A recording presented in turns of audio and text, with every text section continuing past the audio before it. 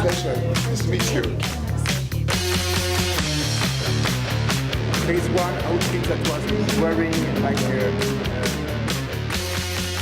Jean-Paul, congratulations on this exhibition. Thank you very much. It must bring back a lot of memories when you see all of these designs together.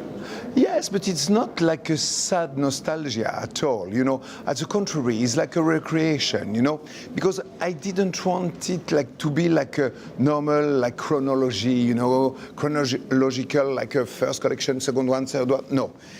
First, I have not all the clothes. I have some of them, you know.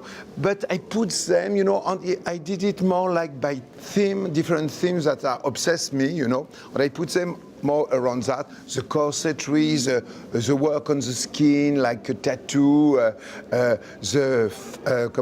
male object, all the things that I like. Even people who don't follow fashion would be familiar with your work because at the very least they would remember the cone bras from Madonna's Blonde Ambition tour in 1990. Which was not the first one. It was my teddy bear, which is just behind me. You know, it's him, for him. Because you know me, I wanted to have a doll, but my parents were thinking for a boy it's not good to have a doll. So I have my teddy bear. So I put some extension, cone bra, so fake breast to my teddy bear. So it started like that. I was like 6 years old, you know.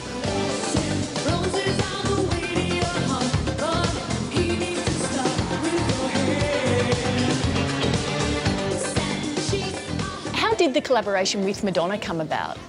First of all, she started to wear my clothes. You know, me, I saw her, she was in Top of the Pop in London, and she was dancing and nicely dressed, and I said, oh, that girl is great. She must be English. I didn't think she was American, because I think the look, American cannot do it, you know?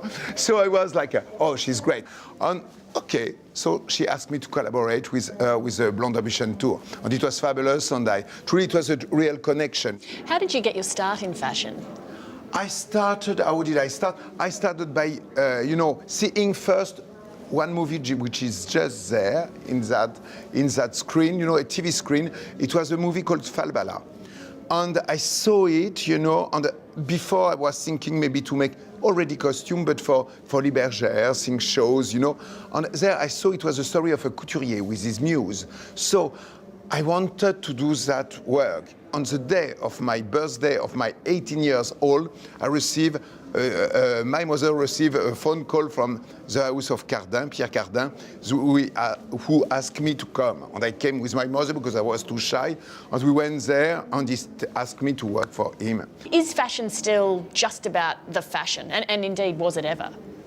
What I should say is that now fashion is trying...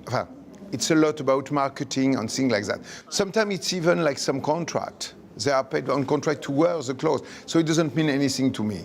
I remember in the 80s, I was so happy, like to see, like for example, to discover that George Michael, Boy George were wearing my clothes, you know, like Duran Duran and it was great, David Bowie. So it was for me like a big, he went to a shop and bought it, you know. So for me it was like, I was like feeling happy and loved, you know. Now it's not exactly the same thing because it's you that have to offer. So I am not at all into that because I think that each work needs to be paid in some way, no? And like to offer, you know, I will tell you something. Me, when I was a child, I was quite rejected at school because I was not good in sport, nothing like that. And one day, because I saw at the TV the Folie Bergère, I make one sketch of Folie Bergère, you know, of a girl with feathers and strass, etc. And the teacher saw me. She make me up, I was 9 years old. She make me stand up, and she put my sketch on my back, you know, like that, with the pins. And she make me the tour of all the class to make me ashamed and humiliate me. But the contrary happened. All the boys that were saying, oh, Gaultier is not good in football, blah, blah, blah, blah, blah. You know, there they smile, laugh, and ask me to sketch for them. So I realized at that time that maybe it was the only way for me to be loved. So I wanted, through that profession, to be loved. So is not me offering a clothes that shows me that I am loved. It's the contrary. It's the other way around. It's the other way.